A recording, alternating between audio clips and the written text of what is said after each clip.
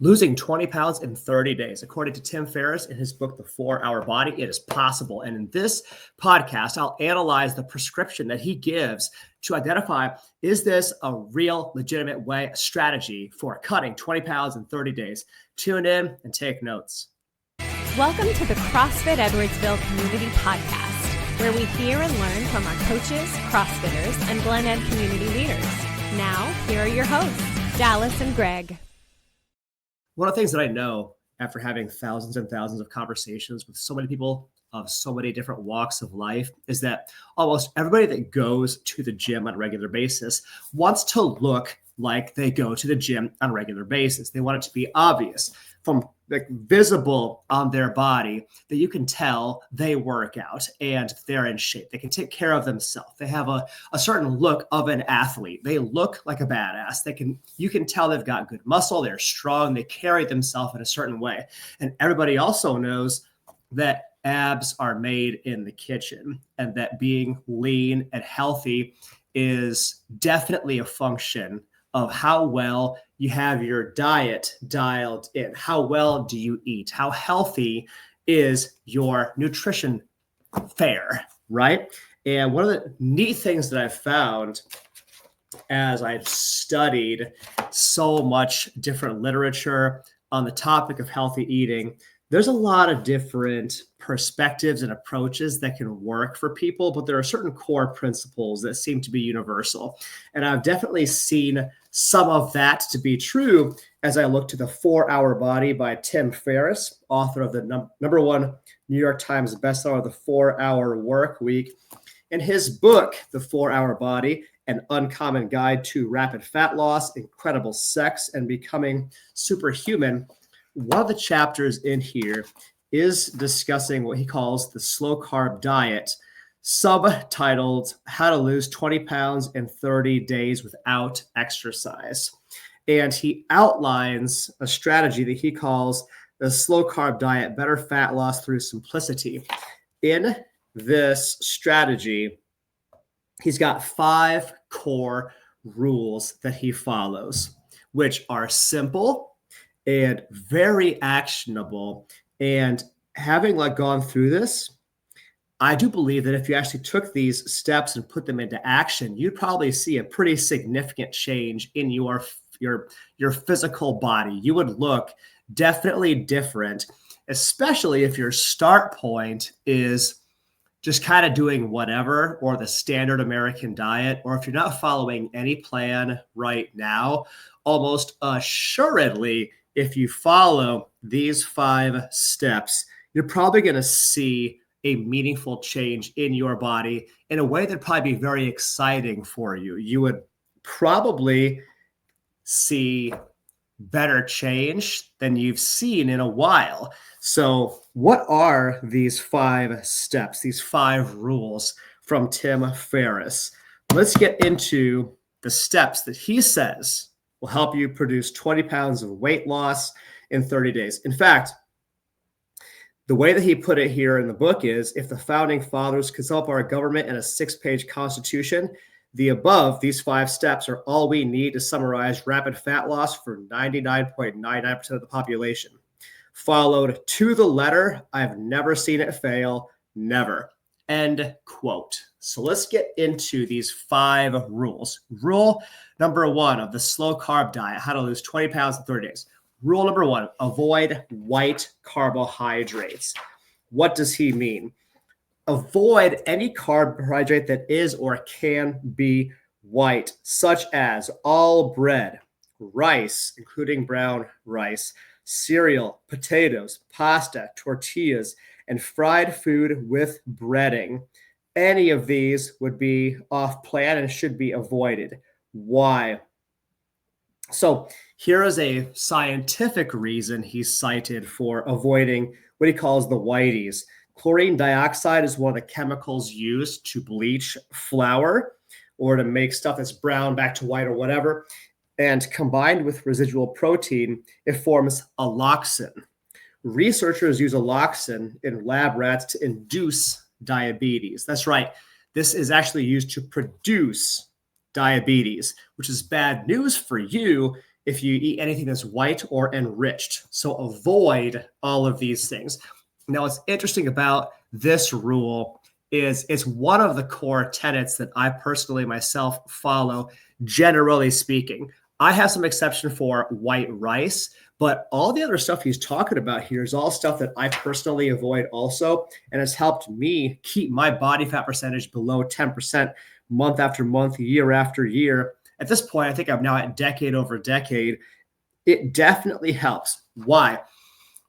The majority of the things here, your breads, your cereals, your pastas, your tortillas, like all of this stuff, these are generally speaking cheap, refined carbohydrates that are more high glycemic, more insulin spiking, and they give you, generally speaking, a lot less nutrient. You get less high quality energy and less nourishment from these things than other vegetable carbohydrates we'll talk about in a moment here. So one of the core things that keeps body fat on your core is having foods that give you more empty calories, more aggressive insulin spikes. These are things that make you hungry again sooner, so you eat more again sooner, and give you less nourishment, less quality energy. And so if you actually were to take this rule, avoid white carbohydrates, chances are you would see progress from this one rule alone. So that's rule number one. Let's go to rule number two. Eat the same few meals over and over again. Now, when I say that, I know that a lot of people have some pushback on it, especially if you're a variety or novelty kind of person, like you like to have variety in your foods. I would actually push back that for most people, they dramatically overestimate the amount of variety they actually have in their everyday fare. Chances are, if you actually track the breakfasts you eat from day to day, if you eat breakfast, you're probably eating 1 to 3 of the same basic meals, or you got 3 to 5 different ingredients that you mix in different combinations over and over and over again. Chances are with your breakfast, you're already doing this. Chances are with your dinners, you probably have some go-tos that you go to over and over and over again. There's a good chance that the variety you actually have is not anywhere near what you think it is. You don't actually need as much variety as you think that you do in order to stay interested in your healthy eating. So then, if it is true that eating the same few meals over and over again can be leveraged to help to cut 20 pounds faster, there might be something here worth looking at. And I agree. I would say that for me, this has definitively been true. I eat the same few meals over and over and over again. I have found a well-balanced breakfast that I really love eating that gives me a ton of nourishment because it's all these amazing, healthy superfoods. It is incredibly delicious, incredibly fulfilling. I absolutely love it. And I eat the same breakfast over and over. My lunch, the same lunch over and over and over and over again. But I freaking love my breakfast. I freaking love my lunch. They're so delicious and so nourishing, and I feel great energy. In fact, like as I record this podcast, I had my lunch like an hour ago, and I'm just like charging, man. Like my brain is on fire. I can feel all the nerves firing quickly. The synapses firing. My focus, my energy, my concentration is on point. So this is definitively something I have leveraged to keep my body fat percentage below 10% year after year after year. It's because you can find meals that you love that you can put on repeat as long as they meet certain criteria that it gives you the protein you need, vegetable carbohydrate, a good source of dietary fat. You got that good balance in there. You're getting all the nourishment you need, and you're avoiding the things we've talked about so far. So in Tim Ferriss' world, in his prescription here, what does eating the same few meals over and over look like again? And he breaks this down into proteins, legumes, and vegetables, 3 categories that he uses to build a meal. From the look of it, he's basically picking 1 of the list, one of the proteins from his list, a legume from his list, and then a vegetable from his list, A, B, C. That's his meal. And he eats that a few times a day, 3 to 5 times a day. And that is his eat the same few meals over and over prescription. So what does that look like? Again, proteins, legumes, vegetables. Here's the menu that he has for proteins. Egg whites with 1 to 2 whole eggs for flavor, or 2 to 5 whole eggs, including the yolks. Chicken breast or chicken thigh, beef, preferably grass-fed, fish. These are his top choices that he says for him have produced the fastest fat loss. Pick any of those to be the protein that you have at your meal. That is your start point. Second, legumes, lentils, black beans, pinto beans, red beans. He specifically cites soybeans here as well. I'd push back on that because soybeans are highly estrogenic, meaning they produce higher estrogen levels, which is generally steps back and harmful, I think, to guys in particular. Well, let's say you're looking at legumes, lentils, black beans, pinto beans, red beans. I have these as a part of my dinner and my dinner chili almost every single day. This is one of the things I have on repeat for myself. The cool thing with the beans is that they are tremendously nutrient dense. They've got relatively good protein, and they also have relatively good carbohydrate load, which gives you good energy as well. So that's category 2. Take something from the protein category, something from the legumes category, and then thirdly, something from the vegetables category, which his list includes spinach, mixed vegetables, including broccoli, cauliflower, any other cruciferous vegetables, sauerkraut, kimchi, asparagus, peas, broccoli, green beans. That's his vegetables. Interestingly, that pretty much sums up the vegetables that I eat every single day. With my breakfast, I have spinach and carrot greens essentially every single day. I eat broccoli like there's no tomorrow. Love it. Steamed, raw, roasted, love all the variations. Green beans. Asparagus was heavily in my rotation for a hot minute until I just hit this weird lifetime quota of asparagus. Like I couldn't eat another bite of it. Never went back to it. But his vegetable choices really do reflect mine as well. The vegetables being step 3 in his plan effectively mirrors the same prescription that I have used to keep my body fat percentage super low. And again, I've had my body fat as low as 3.5% following this general protocol. So my own experience, and again, it's just one person, but does tend to mirror what Tim Ferriss is talking about here. Build your meal around proteins with an asterisk of legumes being another piece of this, his step 2, and then vegetables. Following this exact prescription is eating the same few meals over and over again. That is rule number 2. Let's go to rule number 3.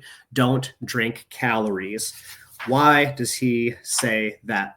Drinking massive quantities of water and as much unsweetened tea, coffee with no more than 2 tablespoons of cream and no other calorie or low calorie beverages as you like. Do not drink milk, soft drinks, or fruit juice. And he goes on to describe some more. Here's what I think the real value of eating your calories is. There is a heightened, you get more food satisfaction. Your food is filling to you in terms of like your sense of fullness, how long you feel full, the amount of satisfaction that you get from your food. All of these things are higher if you chew through your calories and drink water versus drinking your calories. Now, I do have an asterisk to that I know a good number of very healthy people that love to have a breakfast smoothie in the morning because it's fast. They can blend some stuff up and then get on the road and go and be drinking their smoothie, nursing their smoothie on their way to work in the morning. I do know that to work really well for a lot of people, and I'm not going to knock it. But that said, if you want to really optimize, I think there is really something to the idea of eating your calories, not drinking your calories. For one, you will be fuller for longer having solid food matter in your stomach versus drinking your calories. It's more satiating. You'll feel fuller for longer, and that's a big deal. You probably consume fewer calories in total every day on average if you're eating your calories versus drinking your calories. One of the potential downsides to drinking your calories is also that sometimes when you blend up stuff, you lose some of the fibrous material. Or if like you have a juicer and you juice your fruits and your veggies, you get all of the concentrated sugars of those foods. And it often strips away the pulp or the brine or the fibrous material that gives you the fiber that helps you feel fuller for longer, helps keep you regular in terms of using the bathroom.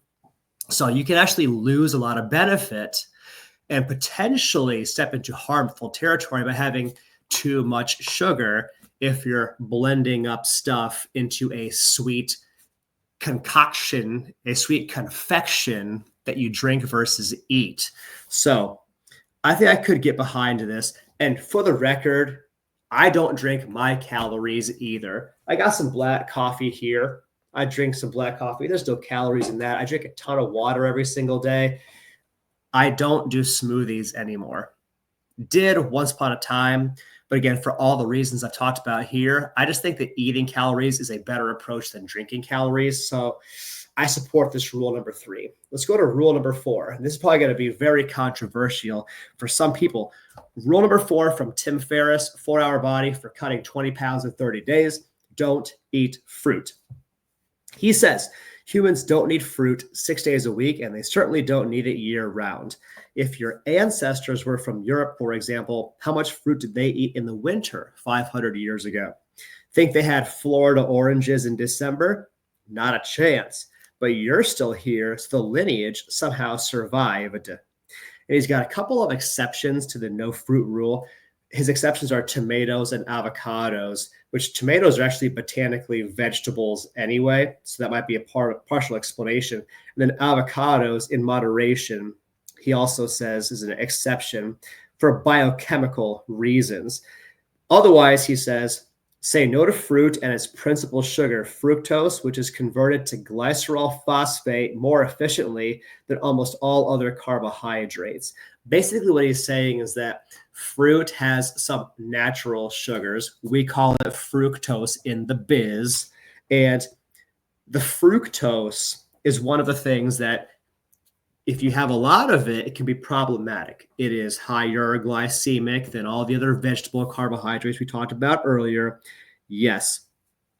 Now, I think this is kind of throwing the baby out with the bathwater because fruit is wonderfully nourishing, tons of vitamins and minerals and nutrients that actually help your brain and your body to function optimally. I have mixed berries, blueberries, raspberries, strawberries, blackberries, and cherries. I have a mix of those as my dessert after breakfast every single day. Freaking love it. It's been a staple of my breakfast for as long as I can remember now. Generally speaking, on any daily basis, that's all the fruit that I eat personally. So I eat relatively little amounts of fruit. There are occasional exceptions. In the wintertime, I might throw in some nectarines, some oranges for the nutrients they give to help keep sickness at bay. But my own personal fruit intake, pretty low overall. And I want to be clear, my personal belief, my bias is that fruit is the dessert that God intended for us to have. If you have a sweet craving, address it with fruit. A small amount of it, a handful, is usually a really good start point, shorthand for how much fruit to consume. But if you have a meal and you want to feel this sense of completion, and for a lot of people, eating something sweet makes the meal feel complete, that's a great time to have a piece of fruit or some fruit. It should definitely not be your primary carbohydrate source. For sure, it should not be. But having some fruit, minimal relative to all the vegetables for sure, I think is a great way to make a diet sustainable and give you the nutrients that you need from these fruits. Tim Ferriss's rule, though, is just to avoid it entirely. So 2 different perspectives there. And finally, rule number 5 for cutting 20 pounds in 30 days, take 1 day off per week. What he means is 1 day a week, eat whatever you want and don't even track the calories. This is interesting because the very first diet that I ever did was the Body for Life diet by Bill Phillips. And in that prescription, it actually recommends having 1 day every week where you eat whatever you want from dawn till dusk, as long as you're extremely tight and virtuous and on plan the other 6 days out of the week. That 7th day is a complete day off. That's actually where I started my healthy eating journey. And I say that if you're new to healthy eating, this is a great general approach to take, as long as you can keep everything contained to the 1 day. Some people psychologically do better having this 1 day off. Others, it snowballs into multiple days. And so you have to know yourself first and your psychology. But if you're not the kind of person, if you are completely honest with yourself, 100% honest, and you can say, I don't snowball from one bad choice into a whole bunch of bad choices, this might be a rule to adopt for yourself as well.